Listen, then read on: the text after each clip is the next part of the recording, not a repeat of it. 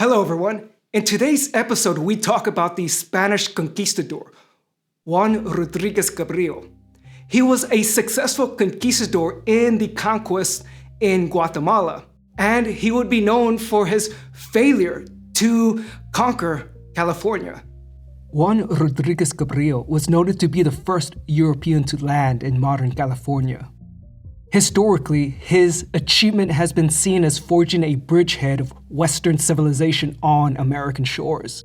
But this is an image that is not without its controversy. We'll get back to that. But to truly understand Juan Rodriguez Cabrillo and his role in shaping American history, we need to go back to his roots. Cabrillo was born in 1497 in either Spain or Portugal.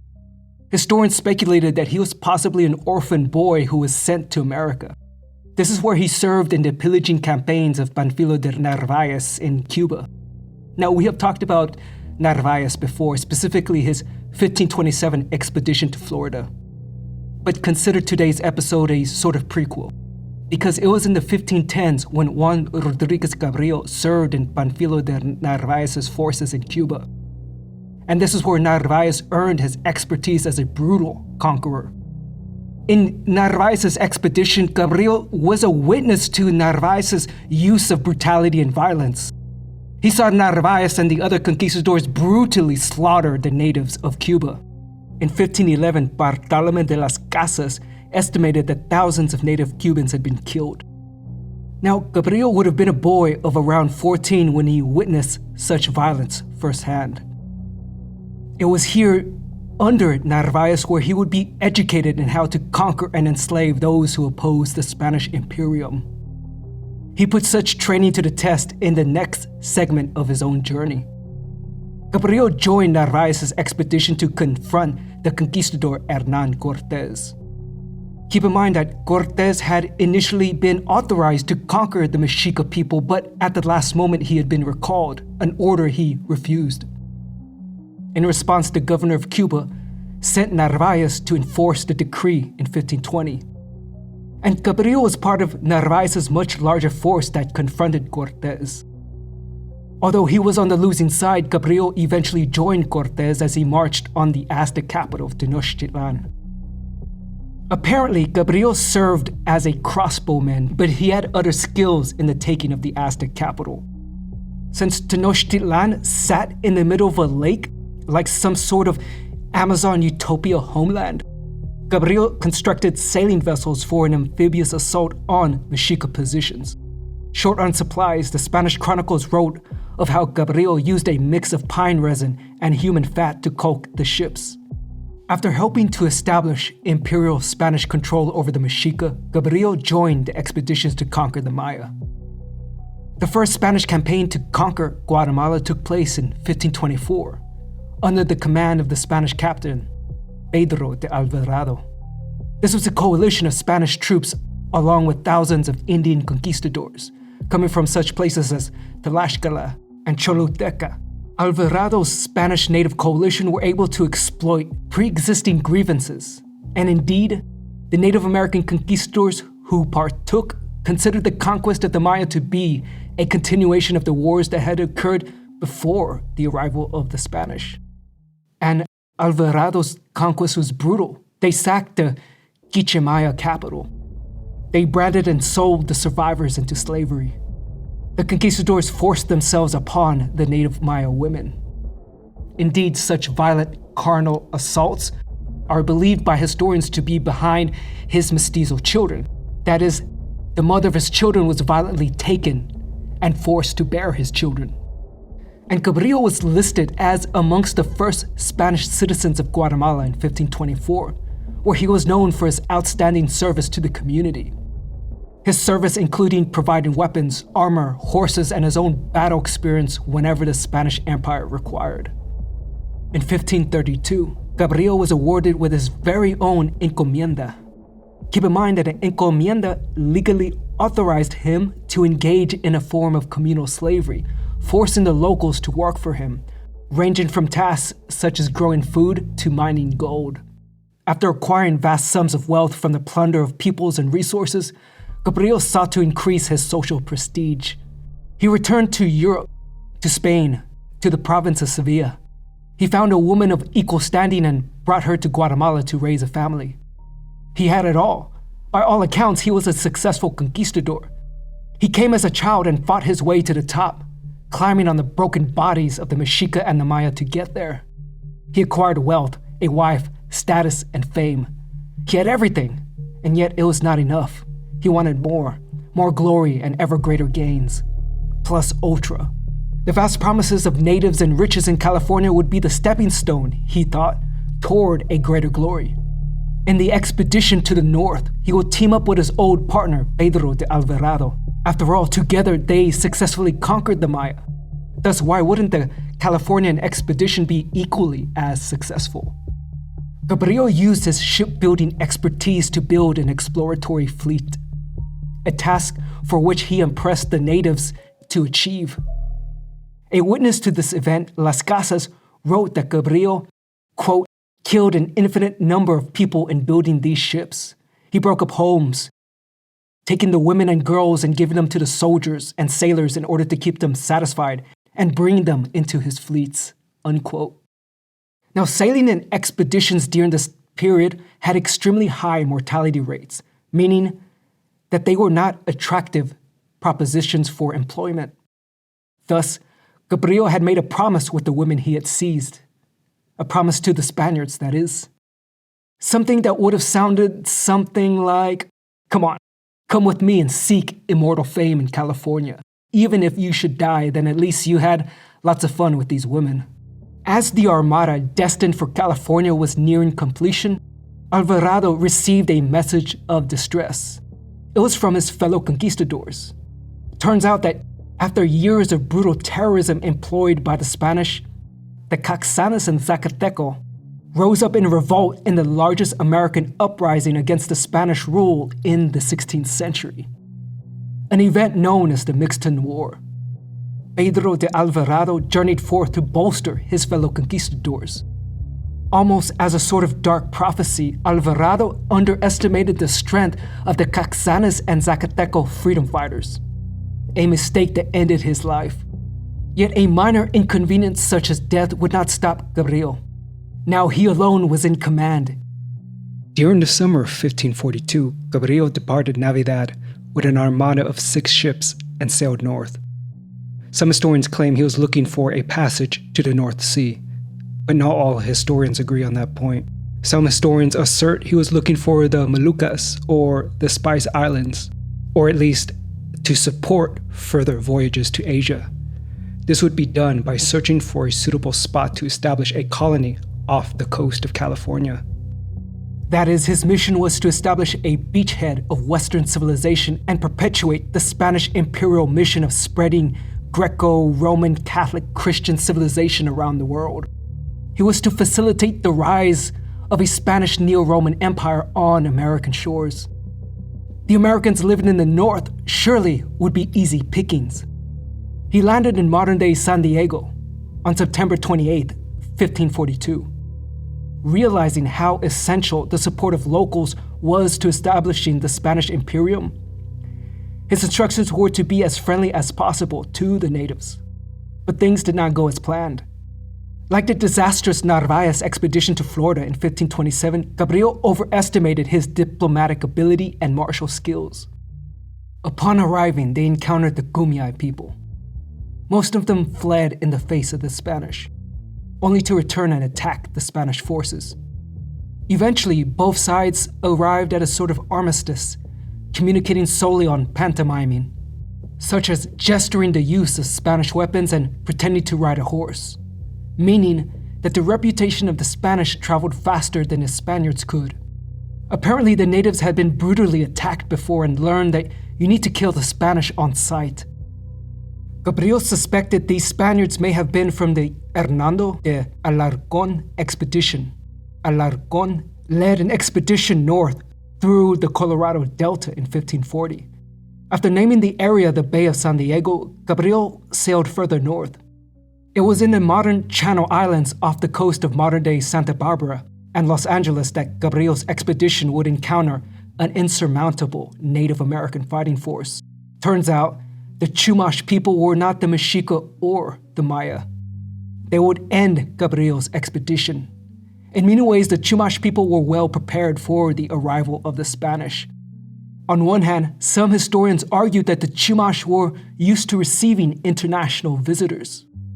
About 1,000 years before the arrival of the Spanish, some historians argued that they had been visited by Polynesian peoples, basing this theory on similar words and similar boat-making techniques, though not all historians subscribe to this view.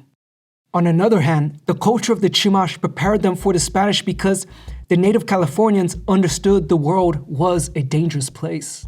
From the Chumash worldview, the cosmos was divided into 3 realms of existence. The middle world was the realm that humans inhabited. It existed between the upper world, or the heavens, and below resided the lower world. The upper and lower worlds influenced the human sphere. For the Chumash, the ideal manner of living was to live a life of balance, where the community provided for one's physical and emotional needs. But the Chumash also believed that humans were susceptible to corruption. Humans were frequently overwhelmed by these outer forces.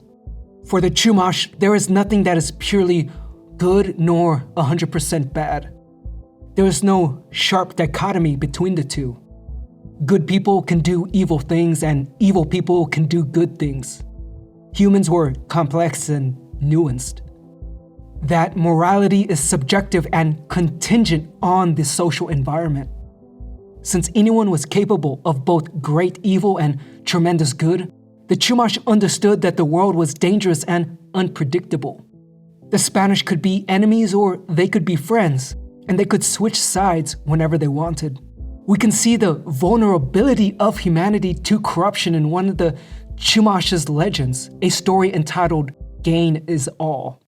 It goes something as follows.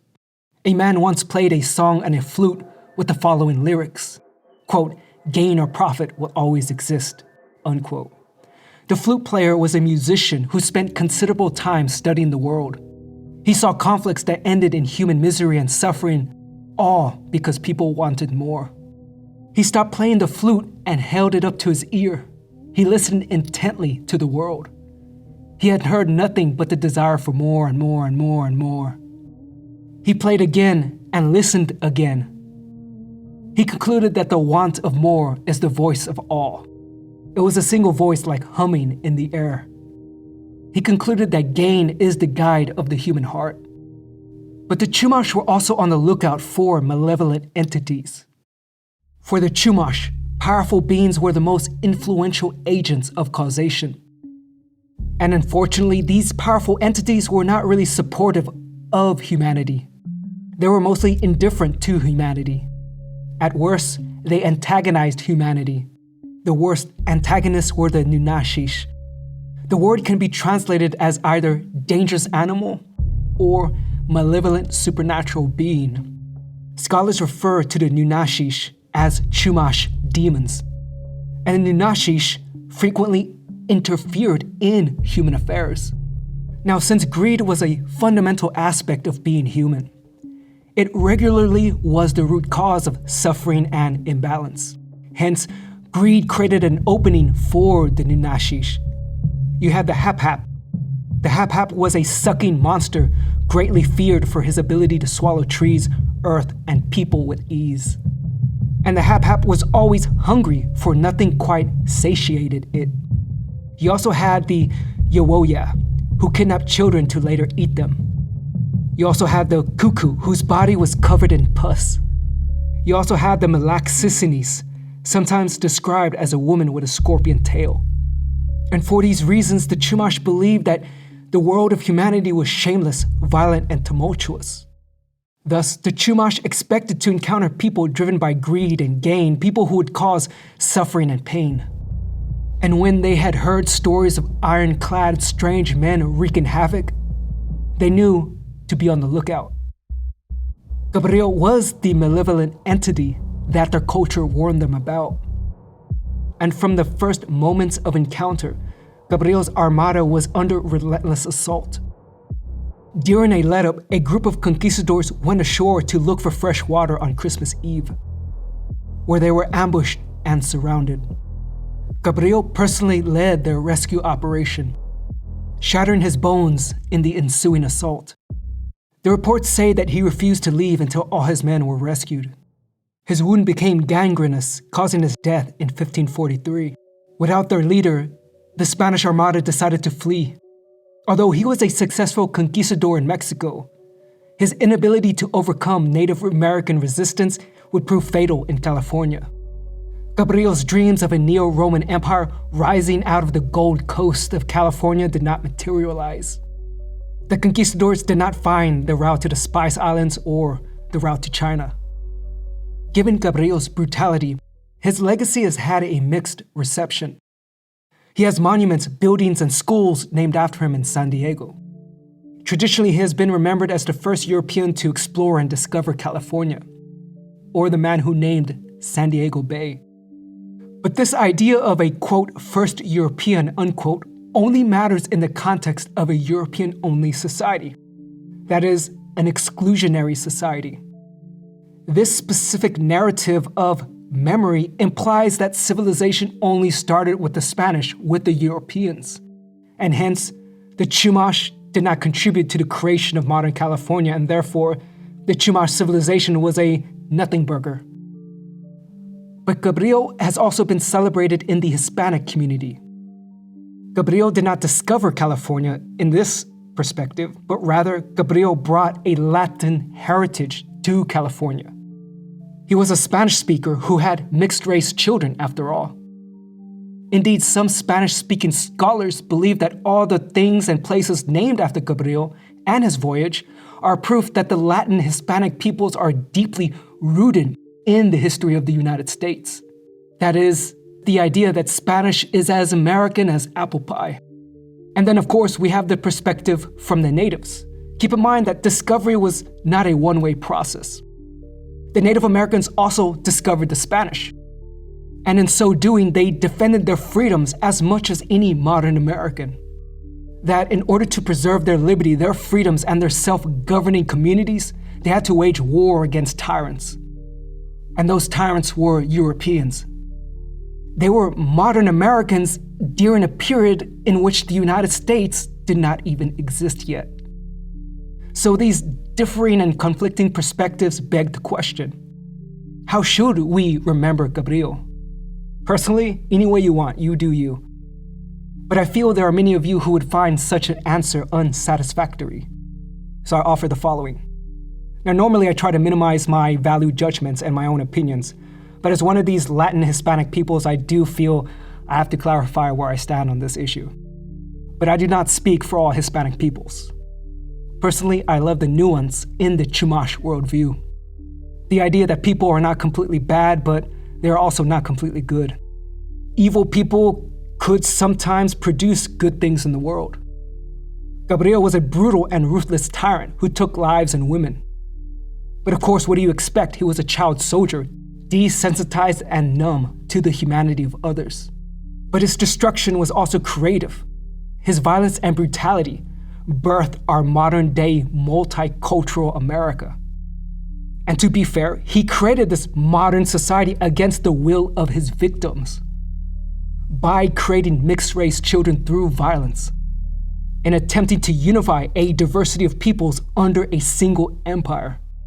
It's important to note that this does not justify all the murder and bloodshed, because I truly believe we could have arrived at a cosmopolitan society without all the war and death. We as humans just made the decision to arrive at our modern society through the worst means imaginable. And I do think it is appropriate to judge Cabrillo in terms of morality, because keep in mind that Bartolomé de las Casas lived at the same time as Cabrillo. Las Casas witnessed Cabrillo's brutality. Las Casas was basically like, bro, could you not be so murdery and violent? And Cabrillo was like, nah, I'm gonna do me instead. So I do think a lot of the hate against Cabrillo is indeed justified and well-deserved. And all these differing interpretations of Cabrillo testify to the wisdom of Chumash philosophy, that humans are complex, that humans are nuanced. Humans are not black and white, but simply varying shades of gray. That the good things we do in the world do not cancel out the bad things we do in this world, and that we as human beings should be remembered by our best qualities, but also our worst qualities. Hey guys, I just want to thank you all for watching my video, and I hope to see you guys again real soon. Ciao.